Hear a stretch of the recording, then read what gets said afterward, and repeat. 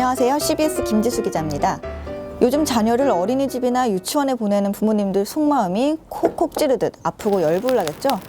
이유는 만 3살부터 5살까지 어린이집이나 유치원비를 지원해주는 누리과정 지원금이 일부 지역에서는 당장 이번 달 말부터 끊길 수가 있기 때문인데요. 처음에는 서울, 경기 등 전국 17개 시도교육청 중에서 1년치를 전액 편성한 곳은 한 곳도 없었습니다.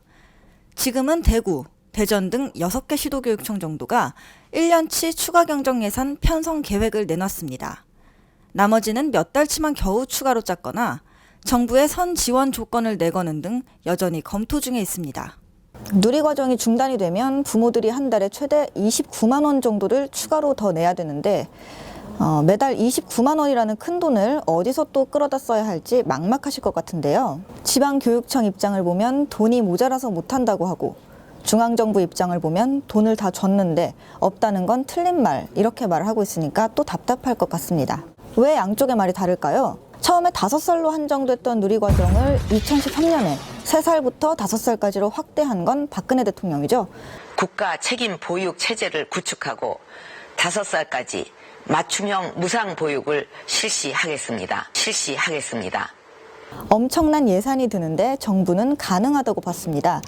왜냐하면 세수를 추계해 본 결과 전국 시도교육청에 나눠주는 교육 예산인 교부금이 매년 8%씩 늘어날 거라고 계산이 됐거든요.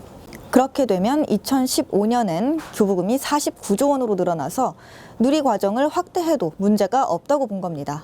문제는 이 계산이 틀려도 한참 틀린 계산이었다는 겁니다. 2015년 교부금은 예상보다 10조 원 모자란 39조 원에 그쳤습니다. 결국 지자체는 지난 2년간 지방채를 발행하거나 예비비를 받아가면서 모자라는 부분을 메꿨습니다. 하지만 없는 살림에 계속 빚내가면서 할 수는 없는 거잖아요. 그래서 이제 정부에 공약이니까 책임지고 국책 사업으로 진행을 해라 이렇게 말을 하는 겁니다. 지자체의 반발이 계속되자 결국 정부는 앞으로는 매년 내려보내는 교부금 한도 내에서 의무적으로 누리과정 예산을 편성해라 이렇게 시행령을 지난 10월에 고쳤습니다.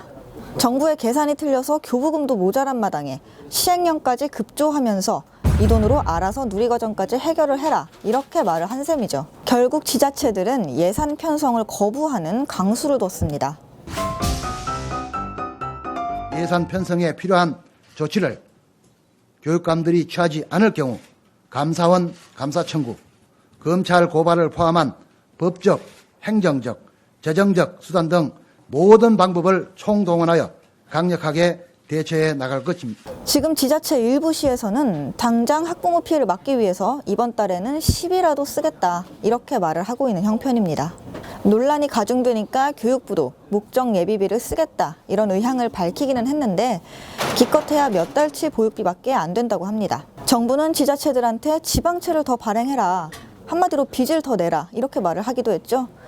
공약은 내가 했지만 이행은 네가 해라 이런 느낌 아닌가요? 5살까지는 국가가 보육을 책임을 지고